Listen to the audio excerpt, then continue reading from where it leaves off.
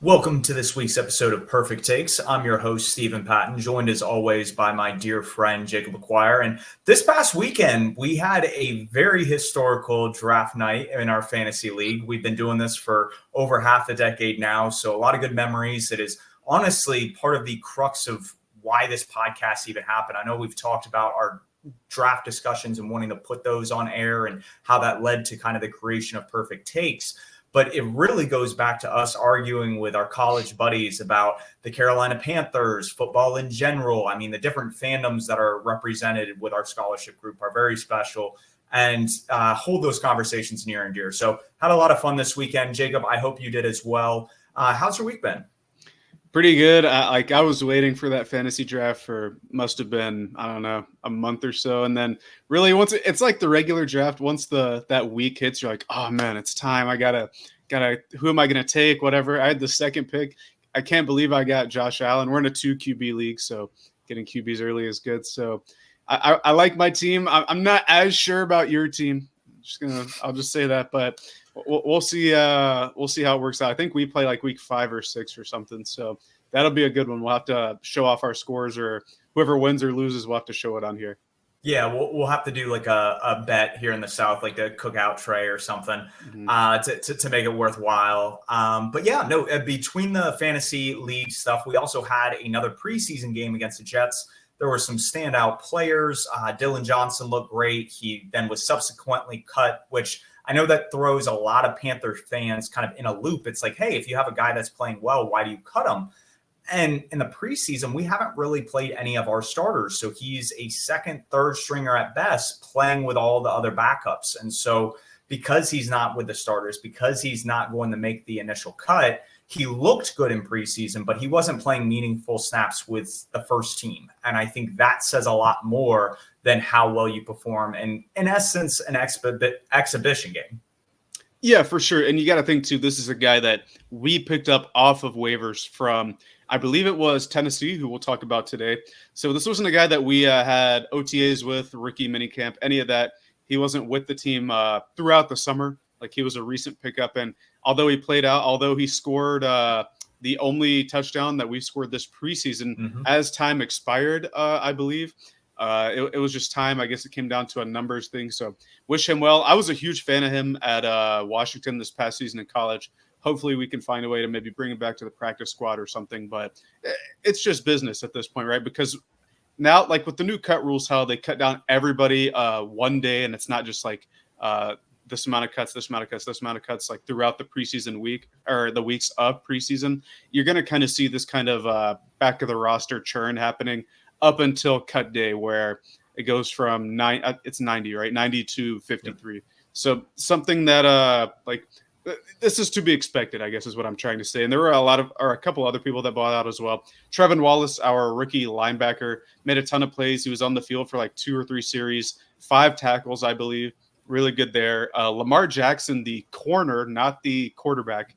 He had a pretty good showing for us as well as in 2 preseason games. He was also cut following this last game. So that battle for the end of the corner room, especially with Dane Jackson going out, going to miss some time. It's going to be interesting between DiCaprio, Boodle, Shutter Island, as some like to call him, and Deshaun Jameson. So got a little bit more clarity on some camp battles following this week. But the thing that was more important to me was the joint practice that happened last Thursday. I thought our offense performed really well. Bryce was looking good. A lot of deep ball connections. I know a lot of fans were like, oh, where are the deep balls? We're not seeing them in practice. Well, you saw them against Sauce Gardner. So I think that should put any hesitations to rest for now. And then the defense also looked pretty good as well up until that last drive where J.C. Horton was out on that drive, and then Rodgers just dotted us up. But overall, I'm quite impressed with the joint practices. A huge step up from last year, if you can remember. I don't think we went to the joint practices, but we definitely saw like the tape and stuff like that, where Icky was getting dominated. Our D-line couldn't do anything. It was not a complete opposite this year, but we performed much, much better. That's really good to see. Yeah, if you're able to stay competitive with a team that when healthy, is considered kind of a playoff contender, maybe even a Super Bowl contender. I think that bodes well. And I think those practices said a lot, both for the team and the fans that were there or anybody who watched the clips afterwards. And it was, I know you brought up Sauce. It felt like we found the weakness in that defense going against DJ Reed. And I'll be very interested to see if he's as locked down as he has been, or if he's lost a step. Because for a guy like Terrace Marshall, who is fighting and struggling to make a roster spot, there's no reason why a guy like that should be tearing you up in a practice. But that's neither here nor there. He's not a cornerback of ours. J.C. Horn has looked great. We've had Deontay Johnson kind of in and out with injuries over the past week or so. Hopefully he gets right and he gets healthy by week 1. Because of some of these injury concerns, the Buffalo Bills will actually be resting their starters in our last preseason game. We may see our starters out for a few series, but at the rate we're going right now, I don't know if that's to be expected. And if we're also trying to make sure our guys are fresh come opening day, I think it might be best to honestly take the last week off as well. So overall, I think that about covers the Panther section. I will want to highlight kind of what you talked about briefly in Trevin Wallace. Dan Morgan being an ex-linebacker, I think he knows what he's looking for when identifying key contributors at that position. And this guy, like you said in the Jets practice, stuck out there. He had an interception against Rodgers in the I think some of the red zone drills. And then he had, I think, an interception today, either against Bryce. It might have been. It was. Yeah. So, again, 2 veteran guys that kind of know how to operate an offense. And you have a rookie that's able to kind of just sniff some things out, make a play. He's always like towards the ball at the end of the play, whether he's making a tackle or helping contribute. And you love to see that, because I think a lot of people thought when we drafted him, he would be very similar to maybe a Frankie Louvu role where we keep him closer to the line of scrimmage. But what he's doing in coverage, I think, shows that he can be a viable asset in Evro's kind of coverage and scheme. Yeah, for sure. You talk about how Dan Morgan, part of that Panthers linebacker lineage, right? Not just being a GM. You got him, guys like John Beeson, Sam Mills. Then you get down to like Kuechly, Thomas Davis, even Shaq Thompson. Hopefully we found the next guy in that chain there. Maybe Trevin can learn a little bit behind Shaq Thompson this year. I really think he'll get some early minutes based on what he's doing in camp and in the preseason. And then eventually maybe because I believe this is Shaq's the last year of his contract. If he doesn't re-up or take like a 1-year vet min or something, because he's getting up there in age, Trevin can really step right in and be that guy for the future. That's the goal. And I think he's taken a few good steps toward that. The last thing I'll say regarding preseason and starters and stuff like that, the Panthers are practicing this week as if it were a game week. So no Monday practices today, tomorrow, Thursday, walkthrough, and then Friday off, Saturday, and then game day. So I wouldn't be surprised if we saw the starters a series or two. Everybody's back practicing today, at least. Damian Lewis is back. Deontay Johnson's back. So I honestly think we will see him for a drive or two. And I think that should appease a lot of the fans' worries. Even if we don't see them, I'm not super worried, just because, like you said, the depth and the injury concerns and stuff like that. We want everybody healthy for week 1, where we go to New Orleans to play, hopefully, or we'll talk about it next week, what I think is a very beatable New Orleans Saints team. But that's more stuff for next week, and we'll talk about that when we get there. Yeah, and on top of Trevin Wallace, I think he's been the standout rookie that we drafted this year. Obviously, Brooks is coming off the ACL injury. What I want to potentially see this preseason game against the Bills is maybe a half of Xavier Legette. He's kind of been hampered with a few injuries, and to see him out on the field just getting live reps, getting a couple targets, I think will do him justice and get some of the jitters out of his system before that New Orleans game in week 1. So things to kind of look out for, make note of as we head into really the end of preseason and the start of the regular season. So some exciting stuff. So that means we're kind of coming down to the end of this division breakdown, and we find ourselves a division away from the NFC South. So that means we're in the AFC South today. And there's some exciting teams. Talking about our own Bryce Young, CJ Stroud was the quarterback taken directly after him, and the Houston Texans selected him. They also then traded up to 3 and got Will Anderson. And that kind of kick-started a change of culture there with D'Amico Ryans and Bobby Slowick.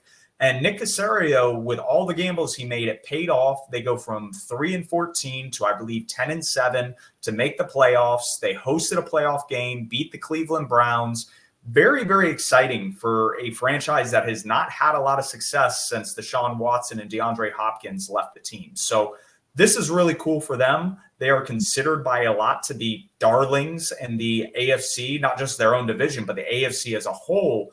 And my question to you, Jacob, do you see that being the case, or is the hype a little overblown? Well, I think with a lot of the additions they've made this offseason, I can certainly see it being the case, right? This is the up-and-coming team in the AFC. I really believe that. We already have stalwarts like the Chiefs, right? They've back-to-back Super Bowl wins, 3 Super Bowl wins in the last 5 years. We have the Ravens, who Lamar Jackson, 2-time MVP. We even have the Bills, who even if they take a step back, Josh Allen's always good. Sean McDermott always has their defense playing well. So we have established teams, right?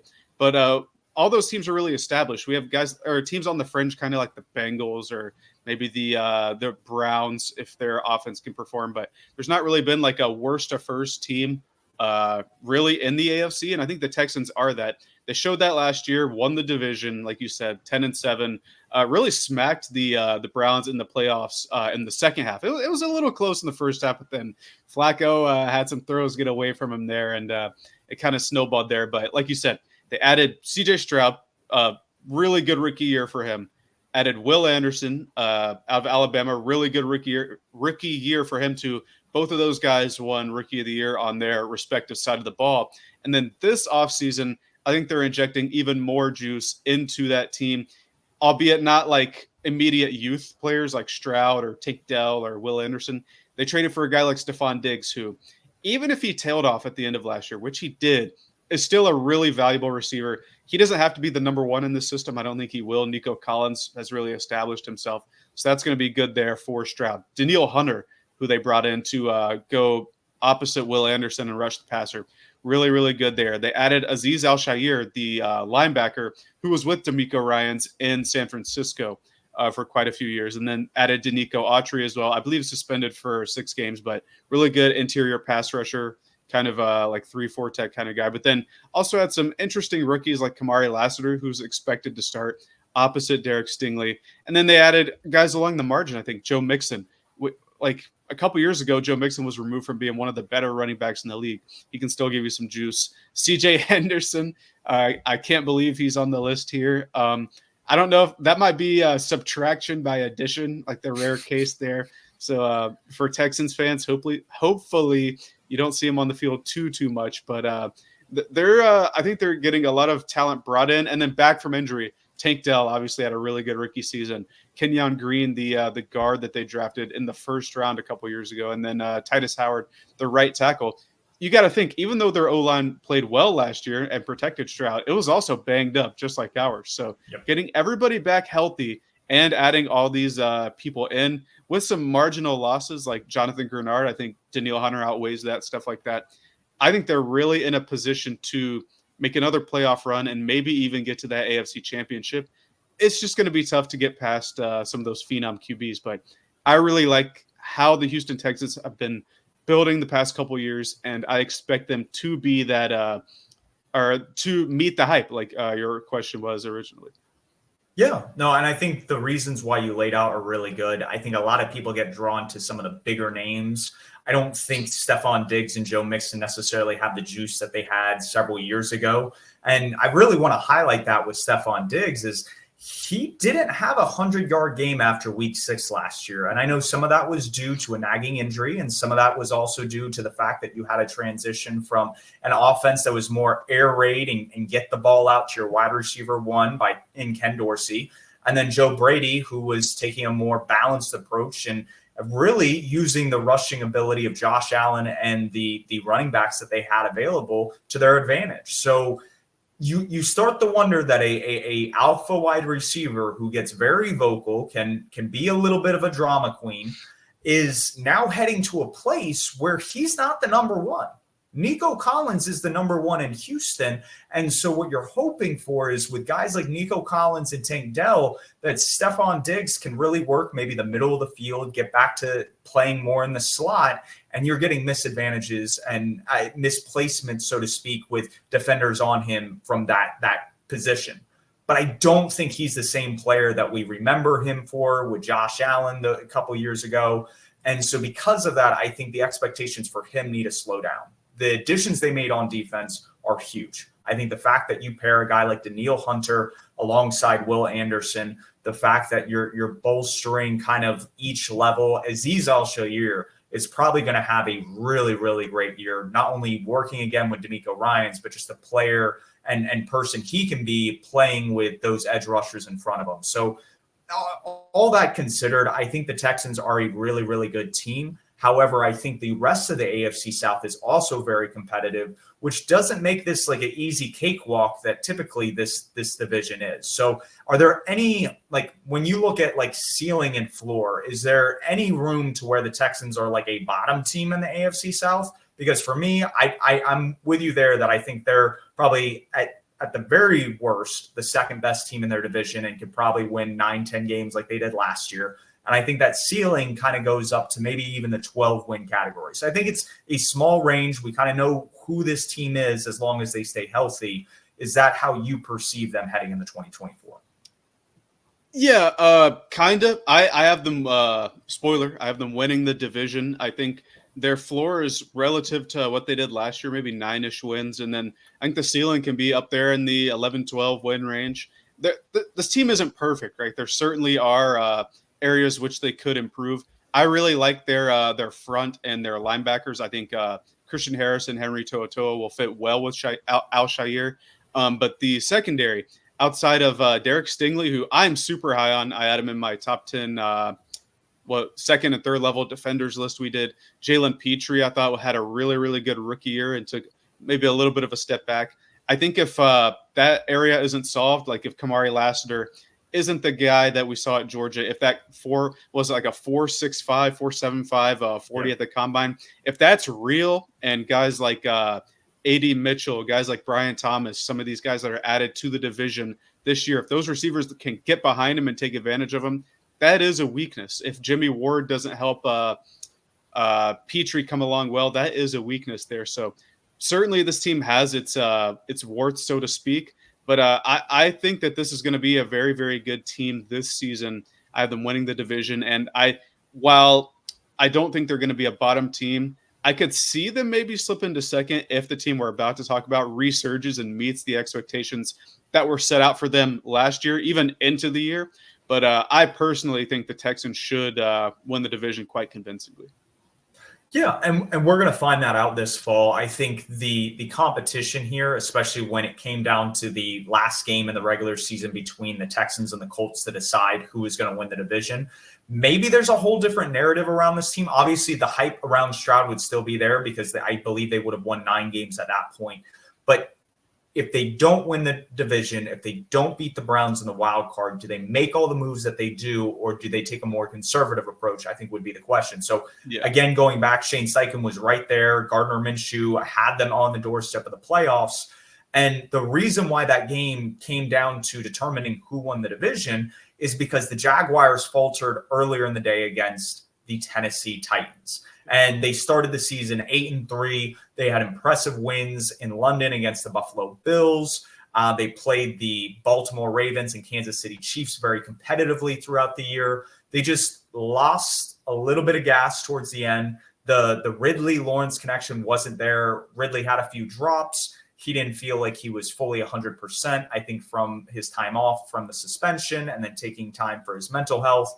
And so when you have some of that rust that you're trying to knock off, you have obviously some issues up front. I believe their left tackle was on a 6-game suspension in Cam Robinson to start the year last year. Anton Harrison, their right tackle, replacing Jawan Taylor. He was a rookie. And so I think for him going into a second year, that's huge. The fact that they had Mitch Morse as their center from Buffalo, I don't think he's nearly as good as what he was. But to have a veteran presence like that at a very important position on the offensive line, I think is key and is going to be a big part of their success this fall. So they went about building the wide receiver room in a very unique way.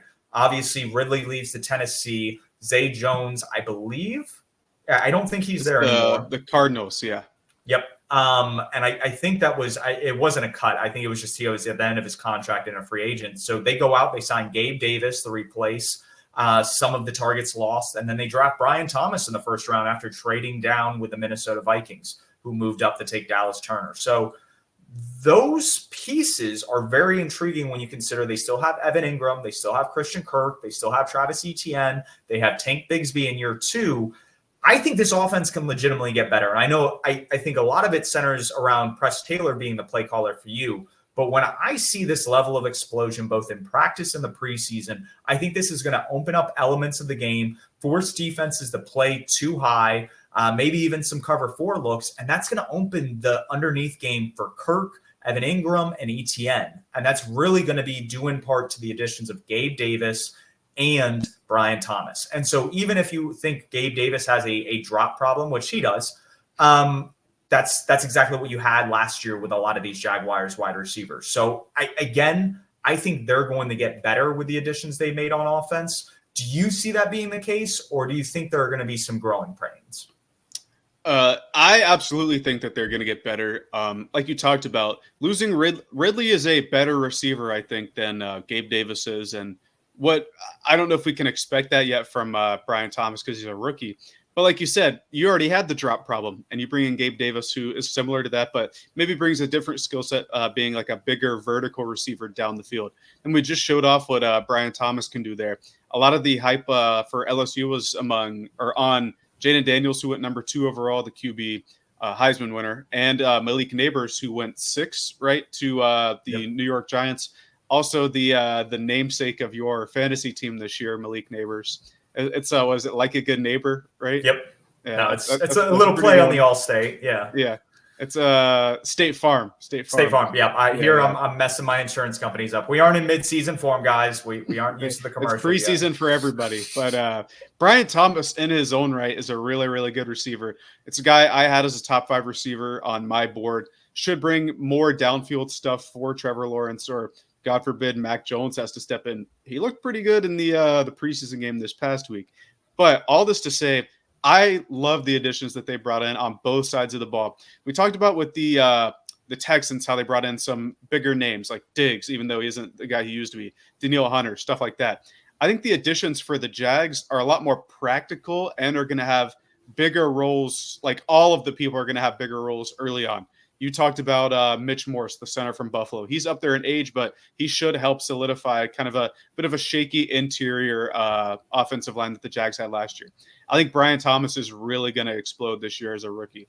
They bring in Eric Armstead to go along that front to help out Joshua Hines-Allen and Trayvon Walker, the former number 1 overall pick, who this is kind of a put up or shut up year for him. So it's going to be interesting there.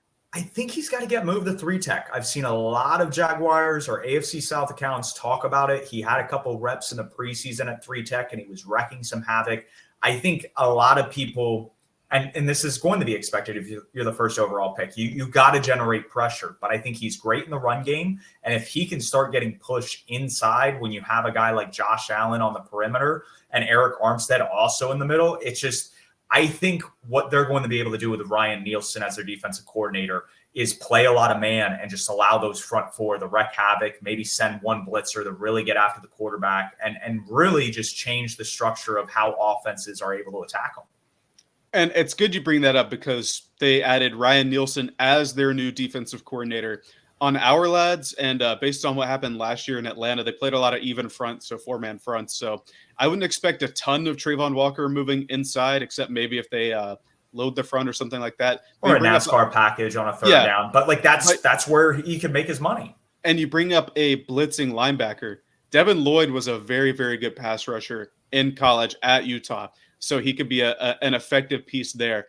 And this is to the Eric Armstead point. I think he's really going to help out. He's also going to help out in the run game. Jags' run defense wasn't the best last year, and Eric Armstead took, even though he was in and out in San Francisco, ton of run stop snaps. So that's going to be big for them. Darnell Savage, they added along the back end at safety to help Tyson Campbell and the guys back there. They also added Ronald Darby. Ronald Darby. A little help there. And he's up there in age, but he should be able to help there. They also had Devin Duvernay, maybe some juice in the return game as well. And then comparing that to their losses or their key losses we wrote down, we talked about Ridley, Zay Jones, Darius Williams, who was a corner too, like a fringe corner like that. I really think they've added a ton of talent and gotten better. To me, like you talked about, it's going to come down to scheme. Ryan Nielsen, is he going to be a huge upgrade over what they had last year on defense? Because I was looking at this earlier. They were 10th in defensive DVOA. When we had Tage on during the season last year, I think it was before the Lions game. Maybe it was after. But we talked about the Jags because that was one of the games we brought up. I think it was the Jags-Chiefs game. Yeah. We talked about how we thought preseason that the Jags defense had to be average to keep them in games. They were above average. They were what was dragging the offense to wins early in the season. They have to be consistent and stay good there. And then, like you said, on offense, I need Doug Peterson to start calling plays again. We know what you're able to do. We saw what you did to a Bill Belichick defense in the Super Bowl with Nick Foles. If you can have Trevor Lawrence in that spot instead, who I think we're both still high on, got paid a ton, was a generational prospect, they should be able to get a lot out of that offense. And to me, it's disappointing to see what happened at the end of last year following that super hot start that they had. I think you said it was 8-3 through 11 weeks. I remember a tweet. It was a graphic. It was like the Jags had, I believe it was a 97% chance to make the playoffs. Following that, it was after week 12 because they had their bye week already. And then it all just fell apart. And credit to the Texans for surging and taking that spot from them. You got to remember the Texans after week 7, because that's when we played them. They were 3-4 after week 7. Yep. They didn't have the super hot start, but they found their footing down the stretch and really took hold of the division. If the Jags are able to maintain what they were, I think maybe we do have a bit of a different conversation like you were talking about with the Texans additions. But we need the Jags to be more consistent in terms of play calling and actually performing on the field this year, because they have the talent to do it. I think that's why, like, you're like really, really high on the Jags compared to me right now. But I think this could be a 10+ win team. It just needs to come together. And until I see that kind of this is really on the coaching. Like, until I see the schematics forming and coming together like that, it's hard for me to have faith that they can win the division, even though they have the talent to do it. Yeah, and I think you made a lot of great points there, and it really does come back to, can Trevor Lawrence seize this moment? Will Doug Peterson, if things aren't looking right? Maybe Press Taylor, he just needed to learn a few things his rookie year as a play caller. And I think a lot of that is going to stem from, can they kind of almost like swing the other way in terms of like going from bad luck to good luck? And we talked last week about how the 49ers and the Rams had a lot of good luck in terms of the health department. Well, in terms of the on-field department, Trevor Lawrence, if you look at kind of the impact he had from receiver drops, dropped interceptions, luck on interceptable passes, fumble recoveries, interception returns, and just accounting for some of these things that have been modeled out in the analytics community, he goes from being quarterback 16 in EPA to, when you account for adjusted EPA, he climbs the ladder all the way up to 3. And he was really, really good last year. He had a lot of drop touchdowns and just a lot of bad luck with fumbles. And that really just comes back to just how he was impacted, I think, with the supporting cast around him. And when we talk about what they did this offseason, it wasn't super flashy, but I think it did enough in terms of just increasing the talent, increasing the coaching staff. And I know you talked about, yes, they were 10th in DVOA last year. A lot of the issues, I believe, when it comes to that defense, were towards the end of the year when they were coming undone, and there was no communication between the different defensive groups. I remember Ryan Nielsen and the new kind of defensive coaching staff coming in, and they're going, okay, was the defensive line players and coaching staff like communicating with the secondary? And they weren't. They were doing their own things. They were not on the same page. They were not in sync. And I love Mike Caldwell. He comes from the Andy Reid tree. He worked with Doug Peterson back in Philadelphia in the early 2010s. He's actually back in Philadelphia now under Vic Fangio.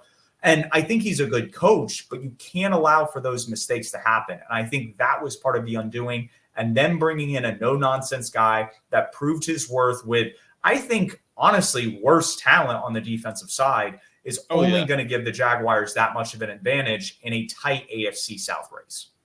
Yeah, the Falcons' defensive talent last year was maybe like bottom 3. We'll just say bottom 3. Jesse Bates is pulling a lot of weight in that department there. You talked about how they faltered down the stretch there, and some poor luck, good luck, bad luck there. We have to remember too, Trevor Lawrence was injured towards the end of the regular season last year. He missed too. the game. We played them down in Jacksonville. I believe it was New Year's Beathard? Eve. Yeah, CJ Beathard. It was CJ Beathard that we played.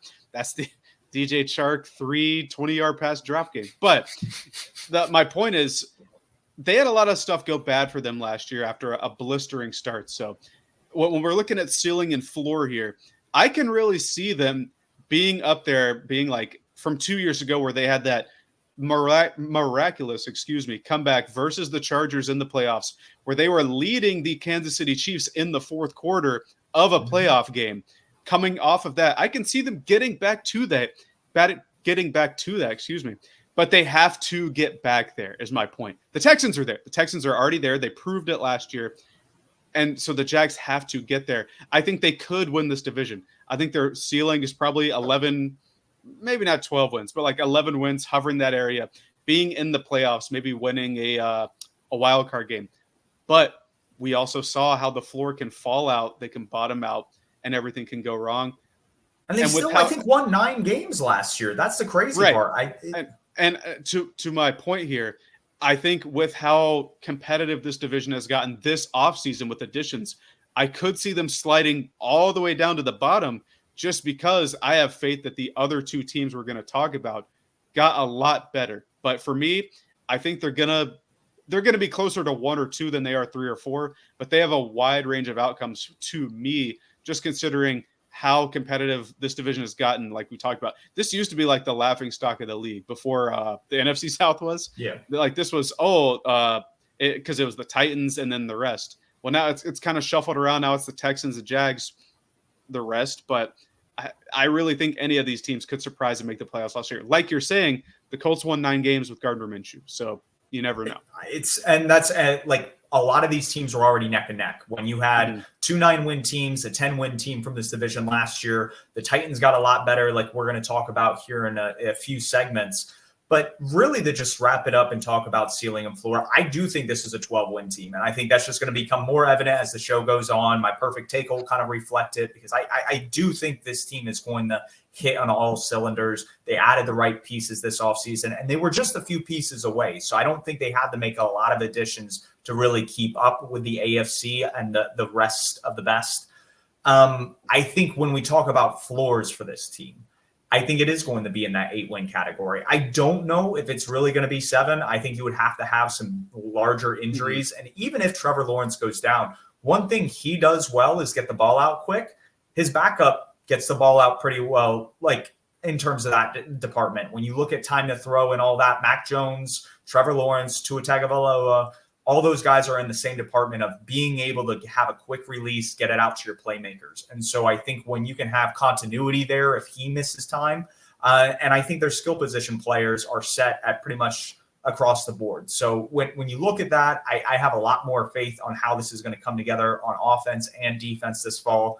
And so that kind of kicks off to what you were saying. The Colts, Gardner Minshew won 9 games. Gardner Minshew is now in Las Vegas. We talked about that in the AFC West podcast, and weren't really high on the Raiders because Minshew really isn't a needle mover. He's kind of that stopgag kind of starter for a little bit, which the Colts have found throughout the years since Andrew Luck retired.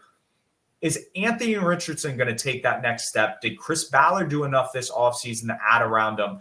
And when I look at all the teams, like the additions the Texans made, the additions the Titans made, heck, even the additions the Jaguars made, it doesn't feel like the Colts added all that much outside of their draft class. And is that worrisome, or will they be able to kind of keep stride because they were already there last year? Well, and I'm not a Colts fan, but if you are a Colts fan, you know this is business as usual. Chris Ballard likes to retain his own guys, right? Brought back Kenny Moore Jr., the really good nickel corner. I think he's going to surprise some people this year with his play. But yeah, like you said, most of the additions were in their draft class, right? And this isn't to discredit the front office or anything, because this is a team that won 9 games last year with a guy, Gardner Minshew, who was named the starter for the Las Vegas Raiders. Hopefully he's still the starter when we play them week 3. But I'd rather play Aiden O'Connell, to be honest. Minshew Mania is either little... way. It's real, and the Las Vegas bump might boost him up a little bit. But the point is, this is not a world beater at quarterback. But Steichen was still able to get 9 wins out, or however many, like 6 or 7 wins out of that. And now Anthony Richardson is back, presumptively healthy. Hopefully he stays healthy. He's had injury concerns going back to high school, but now he seems good now. They bring in Leitu Latu in the draft, who I thought he was the second best edge rusher. A lot of people thought he was the first. If you ignore a lot of the medical stuff, you could really make the argument he was the best defensive player in the draft. I believe he was the first defensive player taken in the draft. Yeah, it was him and then Byron Murphy for Seattle. But you can see here, really, really good player. This is him demolishing the number 1 pick, Caleb Williams. Had an effective last 2 years with UCLA the past couple years. I think he's really going to help that defensive front, which outside of DeForest Buckner, I wasn't super excited about. But they bring him in. Yeah, it's not any big names. Who they offered the 5th-year option to. They also had Samson Ebukam, who's a pretty good rotational guy there. They also bring in one of my favorite players, probably your favorite receiver other than Malik Neighbors, who is also on your fantasy team. Brian Thomas Jr. is also on your fantasy team. Yep. You got a lot of rookie receivers this year, but Adonai Mitchell out of Texas by way of Georgia, really, really good player there. This is a guy I was hoping we would be able to draft. We ended up taking Leggett, different plan there, but he should add a lot of juice to that receiver room as well, especially in light of the Josh Downs injury. I don't remember specifically what it was, but he's going to miss some time, it seems. And then the big addition to me outside of the draft is they bring in Joe Flacco to replace Gardner Minshew. This is a guy that he won Comeback Player of the Year, right? Over DeMar Hamlin, which was a controversial win to some. But what he did coming into Cleveland halfway through the season and helping Kevin Stefanski carry that limping offense to a playoff berth, I think if Richardson, God forbid, should miss time again, we know what we can get out of Flacco, and Steichen, who I think we both think is a better play caller than Stefanski, maybe can get more out of him or set him up to not have as many turnovers like he did in Cleveland should he have to play for Indianapolis. But I guess my main point is here, it's a lot more continuity outside of the rookies, but that's not a horrible thing because this team won 9 games last year with a worse quarterback. So I think if Steichen continues to improve with Richardson, if we can see a lot of him, this could be another 10-plus win team in this division. And that's scary to think about. Like the only other divisions I think that are even capable of something like this is like the NFC and AFC North. Like, and I hate to already crown the AFC South as like the 3rd best division, but like when you have teams that are capable of rattling off 10-plus win seasons, you're going to get mentioned kind of in the category as like best division. And right here, when we're talking about the Indianapolis Colts, like you said, already a good team. And the one thing that sucks is that even though it feels like they're on the doorstep, I think until Anthony Richardson proves his worth, Jim Irsay is going to keep being a cheapskate. This is an owner that doesn't like spending a lot of money.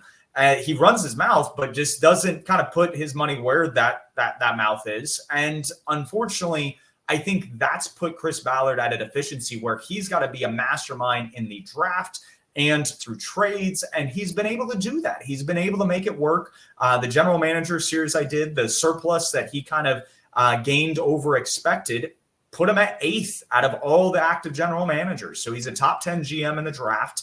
I think when we look at kind of what he's done through trades, he got Carson Wentz on a 1-year rental. Granted, it was a 1st-round pick, but he was able to get a 3rd back from Washington the following year. He was able to go out and get DeForest Buckner, who's been an anchor for that defensive line the past couple of years. So he's been able to make moves when he's been allotted to. I just don't think until they know that Richardson is the cornerstone, he's going to be able to go out and do what Nick Caserio did for the Texans this past offseason. And so that's kind of what hampers him. What I will say, and I want to talk about this drafting philosophy because you have a drafting strategy that is really similar, and that's always take like a running back once a year, once every other year in like that day 3 range. So like a 4th, 5th round pick on a running back. Ballard takes that approach with wide receivers and has over the past half decade. So you mentioned a guy that I'm in love with in Adonai Mitchell. They took him in the 2nd round this past year. I believe it was it with our pick because they traded Yeah, there's a lot of trades going on there. We traded back and then to the Rams. I think it was with our pick. It was either up with our pick. Yeah, we traded up with the Colts. So I think it was with our pick. This 52, I believe, is what it was. Yeah, and if it wasn't ours, it was like the one directly. Yeah, it was one right before or after. Yeah. Yeah, so very, very close to where we would have picked had we not moved back up for Brooks. They take Adonai Mitchell there. Last year, like you said, Josh Downs, they take him in the third. Year before that, in 2022, they draft Alec Pierce in the second.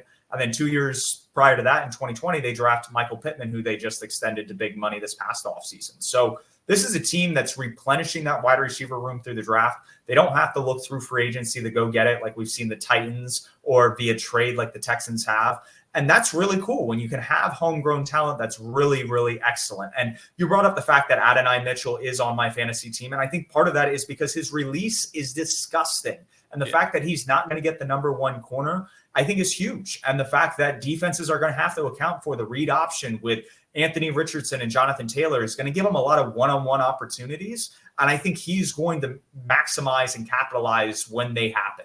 So I love Adonai Mitchell. I think this is a great fit in Shane Steichen's offense. We've seen him use wide receivers before in the past, going to the Chargers back in the day when Keenan Allen and Mike Williams were in their prime, to A.J. Brown and to Devontae Smith with Jalen Hurts when they made a Super Bowl push a couple of years ago. So Shane Steichen knows how to use these bigger wide receivers, these more athletic guys, and I think it's going to work out this fall for him offensively. My biggest concern is going to be on defense. Is Gus Bradley, this cover 3 scheme, the defenders they have in place, are they going to be enough?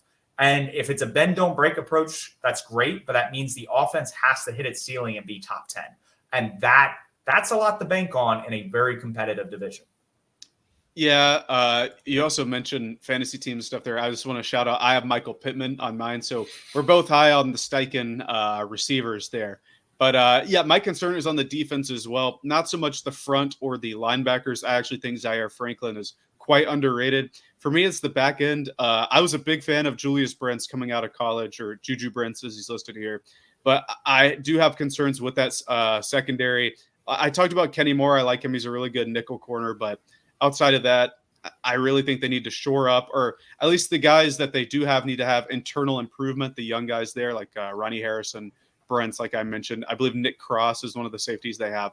So improvement there would go a long way, because I do think if it's bend, don't break, you need guys along the back end to prevent those really big gains that some of these receivers, like we talked about when we were going over the Texans secondary. You have Nico Collins now, Brian Thomas, Tank Dell, Stephon Diggs now. And then in Tennessee, they bring in a bunch of old guys, but they can get downfield. So you need to have a strong secondary in this division. And if there are one big area of concern for me, it would be there, because like you were talking about, that front is really good. And then the read option stuff with Jonathan Taylor and Anthony Richardson is going to be crazy. Like outside of Lamar Jackson and Derrick Henry, which it's going to be on a whole nother level. I think this is going to be the most dangerous QB running back run game tandem in the entire NFL. I think it's going to give off, if Anthony Richardson can stay healthy, almost like Cam Newton, Jonathan Stewart vibes back in 2015. Like you have a brick horse, a power load kind of running back that can just be your workhorse. And then you have Anthony Richardson, who's just an athletic freak at 6'5" that can kind of roll you over or get to the perimeter and outrun you. And that's a scary combo, and it's going to create a lot of different leveraging situations with the defense, to where I think it'll make it very easy on Anthony Richardson in terms of processing. And I think that's always great for a young quarterback, when it's simply, if a defender does this, I do this. And that is going to go a long way for them to be successful. So I think ceiling floor for this team, I think 10 wins is really the ceiling, unless the defense kind of comes together and they're able to play complementary football. I think floor is kind of around the 7 wins. They're kind of in the hunt for the playoffs, kind of out. The AFC is just really, really stacked. Yeah. I see them being competitive in a lot of games. I just don't know if they're going to be able to get over the hump. You know what they're missing from that 2015 Panthers offense, like you're talking about? Josh Norman. Oh, offense. I thought you were saying 2015. I was like, Josh Norman would do wonders for that defense. They need a Mike Tolbert. And I mean, I guess Anthony Richardson can kind of like be the thumper on low downs, but to take the load off of them, they need a bowling ball like that. But I'm with you on ceiling and floor. Like we talked about, if the internal growth from this team is real and we get a year 2 Anthony Richardson who is sharper in his progressions, is able to be more consistent and precise on those underneath routes that once Josh Downs comes back, he's going to be able to thrive on, because we know what he can do down the field. It's just he's a half second or he's a hair off on a lot of the short intermediate throws. If Steichen can hammer that down with a healthy Anthony Richardson, this offense is going to be scary. They could win 10 games, make it to the playoffs like we're talking about with the Jags and Texans. I do think the floor is around that 7-ish win range like you're talking about as well. They, again, and not to belabor the point, but they won 9 games with Gardner Minshew. So, God, if Anthony Richardson gets hurt again, they can win 7 or more games with Joe Flacco. So I think that's their range of outcomes there. Really set in stone, in my opinion, that kind of range. However, I think the last team, they may not have as high a ceiling, but they have kind of a similar range. And I think that's the theme of this division. You know, each division kind of has a theme. This one is, I think all 4 of these teams can really mix it up and be competitive. Obviously, I think the Texans and the Jags might have higher playoff ceilings, but with the additions that the Titans have brought in this offseason, I think that they can make some noise. And I think they can make some noise based on the people they added. This isn't a normal rebuild where we have our second-year QB looking to add more young pieces around him to grow with him. This is a team that added a ton of veteran talent, which signals to me they're ready to go for it. Just some of the guys that they added. New head coach Brian Callahan comes from the Cincinnati Bengals. He brings his dad, Bill Callahan, from the Cleveland Browns, who's one of the better O-line coaches in the league. Shout out their 7th overall pick, J.C. Latham. He's going to be better this year because of that. Peter Skoronski is going to be better because of it. The new center they brought in, Lloyd Cushenberry, is going to be better because of it. And then we talked about them adding D-Hop last year in the offseason as the veteran guy, the old graybeard. Well, they brought in a couple more of them. Calvin Ridley, they stole from the Jags. Tyler Boyd, they bring with Callahan from Cincinnati. So some old guys there. It was a trade, right? They traded for L'Jarius Sneed from the Kansas City Chiefs, who's a really strong corner, one for them. Tony Pollard, they bring in to be their RB1 or maybe 1A to mix carries with Ty J. Spears, who we're both pretty high on. And they bring in some guys along the back end, Quandre Diggs, Jamal Adams, the 2 Seahawks safeties last year. They bring him into play. They're bringing in Sebastian Joseph Day as well, good interior rotation guy, interior defensive line guy. They're bringing in veterans they're not going to compete to start with young guys. They're going to start.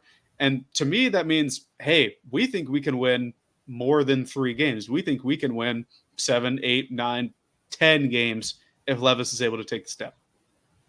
That is some high praise. Well, I mean, if you brought in these people and didn't think you could win, why would you bring them in?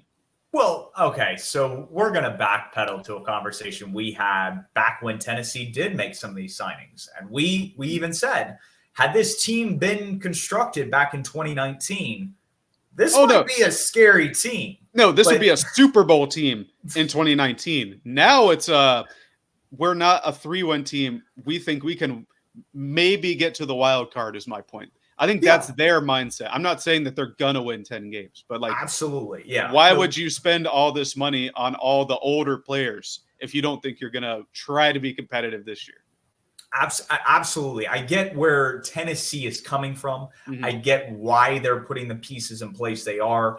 When we've seen teams that have gone about this kind of team building process in a similar way, it reminds me of like Washington back in the late 2000s, maybe even early 2010s, where you sign a guy like Albert Haynesworth to big money, or you go after a couple big name free agents who really are just that. They're big name free agents that come with a hefty price tag. And so my fear is that Ridley, maybe he's not able to kind of shake off the rust that we saw from last year. Maybe Hopkins loses a step. I think Tyler Boyd, why, yes, a good third option, is really, like, I think a year or two removed from being out of the NFL. He's just at that point in his career. That's nothing against him. He's had an excellent time in Cincinnati when he's been in the NFL. But this is a team where I'm just a little bit concerned J.C. Latham hasn't looked good in the preseason. I do think Lloyd Cushenberry and Peter Skoronski are going to add a presence in the interior that is going to be absolutely disgusting. I think where their bread and butter is going to be on the defensive line. And we talked about L'Jarius Sneed being added. We talked about a few other pieces. For me, it's going to be the addition of Jeffrey Simmons and T'Vondre Sweat. I think that duo is going to be absolutely filthy. It is going to force the interior of offensive lines to really dedicate blockers, not only in the run game, but also in pass protection. And if that pocket collapses from the interior, some of those pressures are almost more valuable than when you get pressure off the edge. And so that could really be, I think, the focal point for that defense that's under Denard Wilson coming from Baltimore, who could run a lot of simulated pressures and do some fancy things on the back end that we saw Mike McDonald deploy in Baltimore the past 2 seasons. So fingers crossed that he's able to do that, maybe blend it. I believe, if I'm not mistaken, who was the defensive coordinator he worked with? I don't think it was Wink Martindale, but he served under another defensive coordinator. So just the merging of philosophies that could happen, being a secondary coach could lend himself to being more aggressive and letting his guys on the back end kind of win their one-on-one matchups. And we'll see how that plays out. I'm not exactly sure, but that is where I think the saving grace is. Will Levis, he's got to be better with the football. This is a guy that was pretty low in pressure to sack ratio last year. He holds on to the ball wanting to make that big play. You add some big time playmakers who've had some great highlights over the course of their career, but is that going to be sustainable throughout the season? Are we going to see Hopkins and Ridley elevate this offense to where it's above average? Because I think in order for them to win kind of those 9-10 wins that you're saying are in their scope of ability, they're going to have to play lights out on that front. And that's just hard for me to see a bottom third offense all of a sudden become above average just based on a couple of veterans they added and not really any flashy pieces, in my opinion. I think that's a good argument. I agree with you that the defense, we know what the defense is. They're going to be really strong up front. They're like not rotational, but they have a lot of guys that can rush the passer. Guys like Arden Key being your third or fourth rusher, really good there. Harold Landry's great. Trust me, the defensive line is going to do its job, and I think that's going to allow Denard Wilson to do a lot of things. Outside of L'Jarius Sneed, that secondary is pretty rough. I know Quandre Diggs, Jamal Adams, they're good, but they'd still be on the Seahawks if Mike McDonald thought they were good, in my opinion. Right. That's just like how I think that would shake out. And that's fair. Maybe like they don't fit a scheme or something like that, and that's why. That's neither here nor there. I think the defense will be fine. At fine at worst, like really good at best. You talked about Tyler Boyd being a year or two removed from being out of the league. If you took Adam Thielen like from last year and made him the third option, because this is a guy we think is probably a couple years from being out of the league, would that be a good third option to you? Yeah, I think it would be excellent. And like that's my point. We had to force feed him targets because he was the only good receiver last year, but he still had his best year in 3 or 4 years. If you can have that as your third option, I think your offense could be a lot better. I'm not saying they're gonna hit the heights to where they're gonna be about like 15 to 10th offense, something like that. But I think when you look at it from that perspective, the guys that they bring in don't have to be the stars, the older guys, when they can all play their role. And when you bring in a head coach who worked with a guy last year in Jake Browning, who also not very good, who also had some tendencies where he would hold on to the ball, looking for guys like T. Higgins down the field. If you can kind of coach Will Levis like he coached Jake Browning and get an effective offense out of that, that gives me a little more hope as well. And I think any O-line under Bill Callahan will be good enough. I know Latham hasn't looked the best in preseason, but he's looked really good in camp following what he did in the OTAs, which wasn't the best. So I think if they can get solid play out of at least the left side of the line with him, Skoronski, Cushenberry, and then have the weapons on offense play their role, I think this team will be good enough to be competitive, is the way I'm going to put it. I don't think they're going to win the division by any means. I don't think they're going to be in the playoff hunt, but I think that what they think is that, hey, if we're good enough, we can sniff the 8-ish win area. And if we get a couple of good breaks, you know how the Jags got bad breaks, we can be on that graphic, that's up there in weeks 16 through 18, where it's like in the playoffs, wild cards and on the bubble. Maybe they think they can be on this part late in the season. Yeah, and I think a large part of why they added a lot of these pieces wasn't so much, and I understand the coaching staff, the players, they do want to make a playoff push. That is what these moves signify. But I think they also signify, hey, we need to evaluate Will Levis, because you talk about Jake Browning, but Jake Browning and Joe Burrow, they got the ball out, I believe, a little bit faster than Will Levis last year. And that's a huge factor in this offense, that obviously Will Levis didn't have a lot of talent around him last year, but if he can't make quick, decisive decisions and get the ball out and live the play another down, I think the small mistakes are going to pile up. And when the margins are so small at the NFL level, when you're in such a competitive division and such a competitive conference, that like you can't have those mistakes. And for me, I think Will Levis is still got a little bit of a learning curve. The floor and ceiling for this team, for me, I really see the ceiling at 8 wins. I think if they get close to 500, that's really where they are. Maybe talked about as like that bubble team, that if they hit a hot streak at the end of the season, similar to the Texans last year, then maybe you have a shot.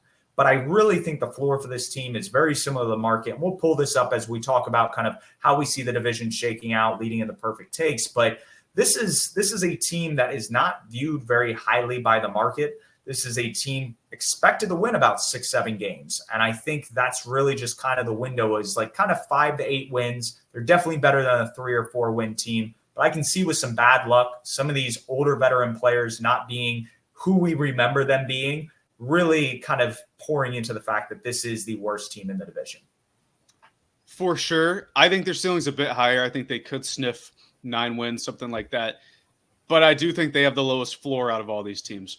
We got to remember, this was not a super strong team last year. They had a top 10 pick for a reason. And to think that all these vets are going to come in and solve it, I think is a bit of hubris maybe, or you're overthinking it like that. And so I see your point there. I think maybe 5-6 wins could be the floor there. But again, I think this team does have that range of outcomes where they could be outside or like on the bubble, but not in the playoffs. I think that's a super fair assumption to make about this team. And I think about all 4 of these teams. This was kind of the theme like we talked about. I think all 4 of them can have playoff aspirations. It's just only a few of them can get there, because we got 3 other division winners, and like teams like the Browns or the Bengals, or if the Jets or Dolphins are healthy, they're going to make it, right? So not all these teams can make the playoffs, but I think a lot of them have the potential to. And that's kind of the point I'm trying to get across. And as far as it goes for division standings, I think that kind of, this line of thinking brings me back to how they finished last year, because I think each one of these teams has improved enough and in their own way that I think how it shook out last year, Texans, Jags, Colts, Titans, is an expectation that I think we should have. I do think the Texans are like the obvious best team, but I do think the Jags are right behind them. And then I think the Colts have a leg up on the Titans for that 3rd spot. But I think this is the first division where I don't have the order changing at all from year to year, but this was definitely the hardest bottom 2 or bottom 3 to rank for me, just because I can see any of those 3 teams making some noise down the stretch. Yeah, and it's really going to come down to who wants it more, because I think we're going to get to a point in the season where everybody's going to be neck and neck, and you got to put your foot on the gas and have that extra gear to go into. So we'll see who comes out on top. In my opinion, I think the Jaguars are going to kind of pick up where they started last year, and really the vibes that we had back from them back in 2022. And that's win the division, get to a divisional round appearance, maybe even a conference championship. And they're really going to set themselves up as being, hey, we are still a contender. We are building towards that, and we want a chip just as badly as the Texans do. So I have the Texans at 2. I think they're a playoff team as well. And that really just leaves kind of like the Colts and the Titans as kind of the 2 oddballs out. And I do have the Colts at 3. I think Shane Steichen is just too good in terms of the play callers that we're looking here. We talk about continuity. Bill Callahan is a first-year head coach. And so will he be able to kind of put it together? And we've yet to see that. We've seen Zach Taylor have success. We've seen a lot of McVay prodigies have success, but we haven't seen it with Callahan. So just banking on that prior, because he comes from a certain tree, is, I think it gives you a floor. It gives you a baseline. I don't know if it means we can count on this team just hitting stride day one and being a contender in this division. So that's how I see it shaking out. For Purrfect Takes, I'm going to go right back to the Jaguars. dipping that well twice. And I think Trevor Lawrence finishes top 3 in the MVP conversation. I think he's going to kind of come out of the blue, kind of like Dak Prescott did last year. I'm not going to say he wins it because a lot of times you get really, really competitive with that award. You have it pretty much spread across your top teams from both conferences and whoever that league quarterback is. So I could see Mahomes and Allen kind of jiving for that. And who knows, maybe a guy like Jordan Love in the NFC is able to kind of put his name in that hat. But for me, I think he finishes top 3 in the voting. I think he shows why he was the number 1 overall pick, why he deserved to get paid this offseason. And shows kind of the talent that Brian Thomas, Gabe Davis, Evan Ingram, Christian Kirk are in an offense that has been established and has been working with these players for the past couple of years. You've the past couple of weeks, you've kind of doubled down on some stuff that we had from the prior offseason, like the Seahawks winning it, the Jags winning it. I had both of those as well, I think. And I think for good reason, you could see Trevor Lawrence being a top 3 MVP finalist. My only hang-up would be, I think the Texans are going to win. And like every other award in the NFL, the MVP is a narrative-driven award. So you really have to be winning your division. You need to be like the 1 or 2 seed and making big plays week in and week out. Last year was a bit of an anomaly because I think play was kind of down throughout the entire season. We had guys like Dak Prescott, Brock Purdy, who were vying at the top for this. Lamar Jackson really took it, I think, when he beat – it was Christmas Eve, right, when they beat the 49ers in San Francisco, where they just shellacked them. And I think that really was his Heisman moment or his MVP moment where he took over and won the award. So down the stretch, Lawrence would either need one of those or need the team to be at the top and not slip it all, I think, in order for him to be up there in that category. And you did say top 3, not like a guaranteed shoe-in to win. So I could see that.